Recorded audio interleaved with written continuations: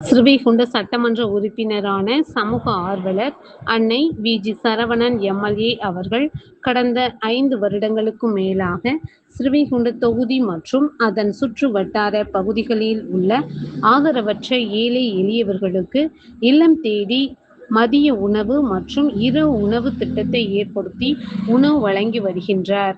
இந்நிலையில் தமிழக வெற்றிக் கழகத்தின் ஐம்பெரும் கொள்கை தலைவர்களில் ஒருவரான சமூக ஆர்வலர் அஞ்சலை அம்மாளை கொள்கை தலைவராக அறிவித்ததன் ஈர்ப்பால் தமிழக வெற்றிக் கழகத்துடன் இணைந்து தமிழகத்தின் நிரந்தர முதல்வர் திரு சி. ஜோசப் விஜய் அவர்களின் ஆசியுடன் கழக பொதுச் செயலாளர் அண்ணன் புஷி என். ஆனந்த் அவர்களின் வழிகாட்டுதலின்படியும் 22/7/2026 அன்று 1469வது நாளாக ஏரல், உண்டியலூர், ஸ்ரீவைகுண்டம், கோட்டைக்காடு, சிறுதொண்டநல்லூர் மற்றும் கீழமங்கலக்குறிச்சி அதன் சுற்று வட்டார பகுதிகளில் உள்ள 162 ஆதரவற்ற ஏழை எளியவர்களுக்கு தமிழக வெற்றிக் கழகம் தூத்துக்குடி மேற்கு மாவட்டம் ஸ்ரீவைகுண்ட சட்டமன்ற உறுப்பினரான சமூக ஆர்வலர் அன்னை வி.ஜி. சரவணன் எம்.எல்.ஏ. அவர்களின் சார்பில்